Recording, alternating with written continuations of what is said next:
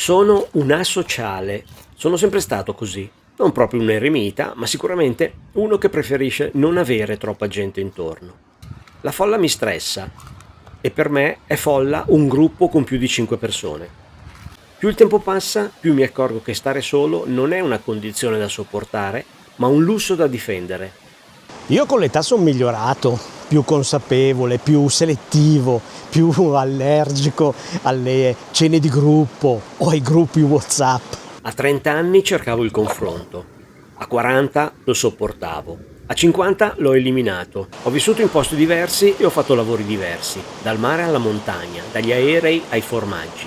Scelte nette, mai per scappare, ma per stare bene. Quando dico di essere una sociale, molti mi guardano in modo strano. Perché se non hai bisogno del gruppo, della piazza, dell'aperitivo, allora qualcosa non va.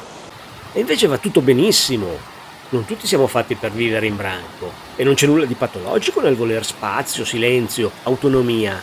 Il mondo ha sempre spinto verso l'aggregazione forzata.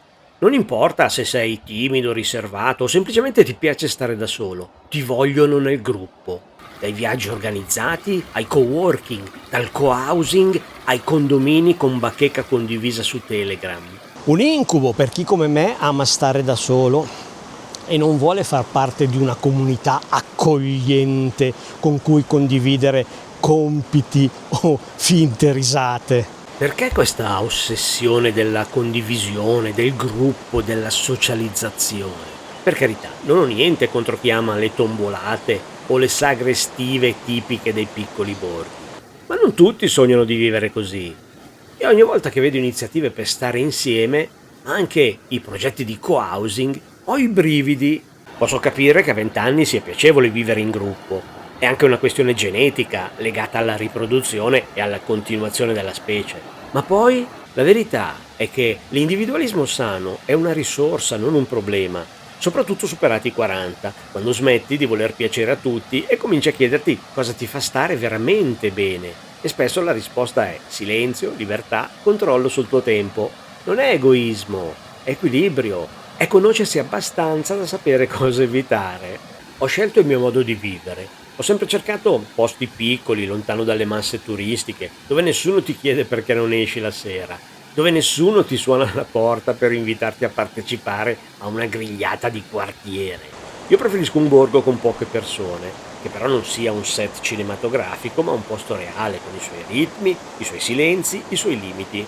Un posto dove la mia asocialità si esprime come alto valore aggiunto.